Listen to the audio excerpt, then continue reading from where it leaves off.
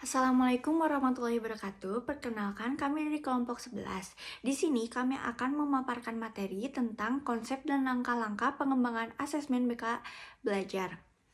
Izin memperkenalkan diri, saya Nurani Istiqomah dengan NIM 230100202. Di sini saya sebagai moderator dan pemateri ketiga. Perkenalkan, nama saya Rangga Wisnu Sugiharta, NIM saya 230100217.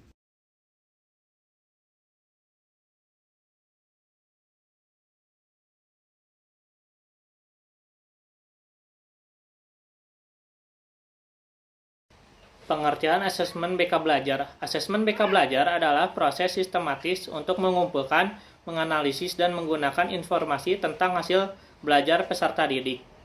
Tujuan utama dari asesmen belajar adalah untuk memahami sejauh mana peserta didik telah mencapai tujuan pembelajaran yang telah ditetapkan. Selanjutnya, ada konsep penilaian dalam bimbingan konseling belajar. Dalam dunia pendidikan, penilaian merujuk pada berbagai metode atau alat yang digunakan oleh pendidikan untuk mengevaluasi, mengukur, dan mendokumentasikan kesiapan akademik, memajukan belajar, memperoleh keterampilan atau kebutuhan pendidikan siswa. Dalam konteks bimbingan konseling belajar, penilaian digunakan untuk mengevaluasi aspek pembelajaran yang spesifik, mengidentifikasi kelebihan dan kekurangan siswa secara individu. Adapun jenis-jenis penilaian yang dilakukan dalam bimbingan konseling belajar, yakni yang pertama ada penilaian formatif. Penilaian formatif merupakan proses penilaian yang dilakukan secara berkelanjutan selama proses pembelajaran. Tujuannya adalah untuk memantau kemajuan belajar siswa dan memberikan umpan balik yang berguna dan memperbaiki proses pembelajaran. Penilaian formatif ini dapat dilakukan melalui berbagai teknik. Pertama, ada penilaian diri dan penilaian antar teman. Di sini, siswa mengevaluasi diri mereka sendiri atau teman sekelas tentang kemajuan belajar mereka dan melakukan refleksi atas proses pembelajaran. Kedua, ada kuis konstruktif. Kuis ini diberikan selama proses pembelajaran berlangsung dan menilai perkembangan siswanya dalam menguasai kompetensi. Kedua, ada penilaian sumatif. Penilaian sumatif dilakukan pada proses pembelajaran untuk menilai pencapaian keseluruhan tujuan pembelajaran. Penilaian ini digunakan untuk menentukan apakah seorang siswa dapat melanjutkan kompetensi berikutnya atau tidak. Yang ketiga, ada penilaian diri. Penilaian diri ini merupakan salah satu bentuk penilaian learning yang memungkinkan peserta didik menjadi penilai dirinya sendiri. Dalam penilaian diri, peserta didik diberikan kesempatan untuk belajar menjadi penilai bagi dirinya sendiri dan mengetahui langkah-langkah yang harus diambil untuk mencapai tujuan belajar. Selanjutnya, ada prinsip penilaian dalam bimbingan konseling belajar.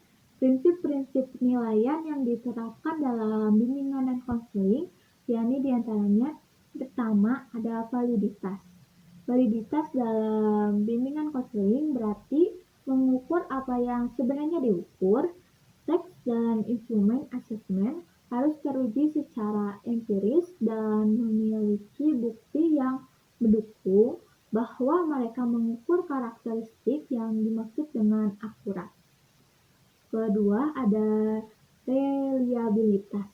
Reliabilitas ini dalam bimbingan konseling berarti menerima atau meneriakan hasil menerima hasil yang konsisten dan dapat diandalkan.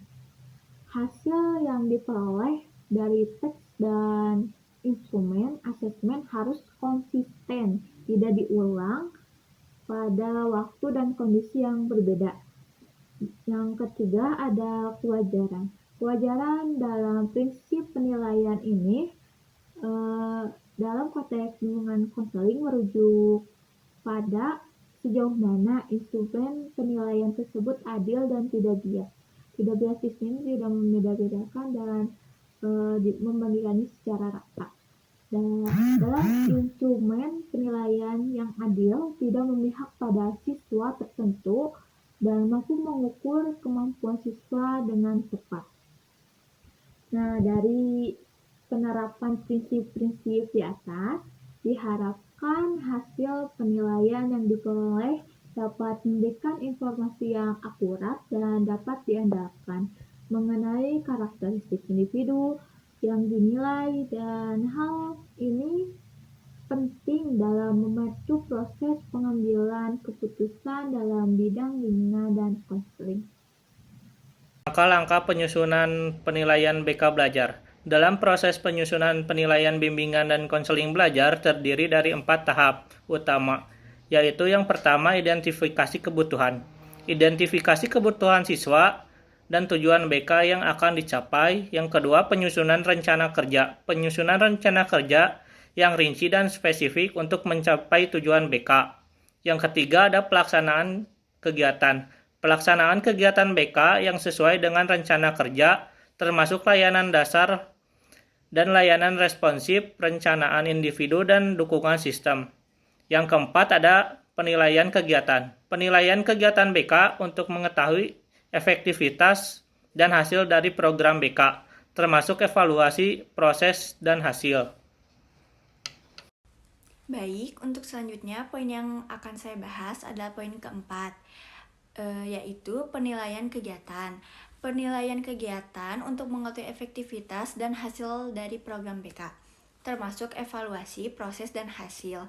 Penilaian ini membantu guru BK atau konselor dalam mengetahui tingkah laku, kecakapan mental, dan karakteristik kepribadian siswa, serta memahami kebutuhan dan masalah siswa. Poin yang kelima yaitu ada validasi dan pengembangan. Validasi dan pengembangan instrumen asesmen BK ini untuk memastikan bahwa alat ukur yang digunakan efektif dan reliable. Guru BK dapat dilakukan menggunakan instrumen yang dikembangkan sendiri dengan langkah-langkah yang sistematis dan terencana. Next, di sini saya akan memaparkan materi yang terakhir, yaitu langkah-langkah pengembangan asesmen BK Belajar. Langkah-langkah pengembangan asesmen BK dalam pembelajaran ini melibatkan beberapa tahapan yang harus dilakukan untuk mengembangkan alat ukur yang efektif dan dapat diandalkan. Ada 5 poin langkah-langkah pengembangan asesmen BK Belajar. Yang pertama ada identifikasi kebutuhan. Identifikasi kebutuhan siswa dan tujuan BK yang akan dicapai. Hal ini dilakukan untuk memahami karakteristik, lingkungan, dan segala sesuatu yang berhubungan dengan konseling melalui berbagai teknik seperti tes dan non-tes, observasi, skala, nilai, wawancara, catatan, dan teknik non-tes lainnya. Yang kedua, ada penyusunan rencana kerja. Penyusunan rencana kerja yang rinci dan spesifik untuk mencapai tujuan BK. Rencana kerja ini harus disusun secara sistematis dan terencana untuk memberikan hasil pelaksanaan layanan yang efektif dan efisien. Yang ketiga, ada pelaksanaan kegiatan. Pelaksanaan kegiatan BK yang sesuai dengan rencana kerja termasuk layanan dasar, layanan responsif, perencanaan individu, dan dukungan sistem. Guru BK atau konselor harus memiliki kompetensi secara profesional untuk memberikan layanan yang sesuai dengan kebutuhan siswa. Keempat, ada penilaian kegiatan. Penilaian kegiatan untuk mengetahui efektivitas dari hasil program BK termasuk evaluasi proses hasil penilaian ini membantu guru BK atau konselor dalam mengetahui tingkah laku, kecakapan mental, karakteristik, kepribadian siswa serta memahami kebutuhan dan masalah siswa. Dan yang terakhir ada validasi dan pengembangan. Validasi dan pengembangan instrumen asesmen BK untuk memastikan bahwa alat ukur yang digunakan efektif dan reliable. Guru BK dapat dilakukan menggunakan instrumen yang dikembangkan sendiri dengan langkah-langkah yang sistematis dan terencana. Kesimpulannya yaitu dapat disimpulkan bahwa konsep asesmen dalam BK Belajar adalah aspek yang sangat penting dalam proses bimbingan dan konseling. Asesmen bimbingan dan konseling merupakan proses penilaian yang digunakan dalam bidang bimbingan dan konseling untuk mengevaluasi aktivitas program BK Belajar, mengidentifikasi kelebihan dan kekurangan siswa, memberikan dukungan serta bimbingan kepada siswa untuk membuat keputusan yang tepat dalam kehidupan mereka.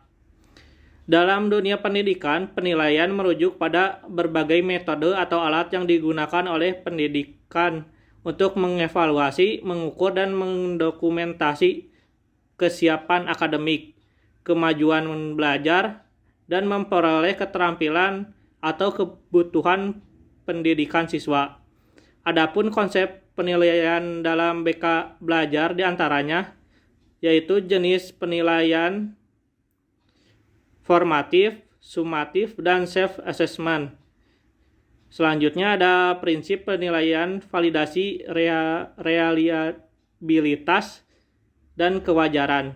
Selanjutnya ada langkah-langkah penyusunan penilaian dalam BK Belajar terdiri dari yang pertama, identifikasi kebutuhan, yang kedua, penyusunan rencana kerja, ketiga, pelaksanaan kegiatan, keempat, ada penilaian kegiatan.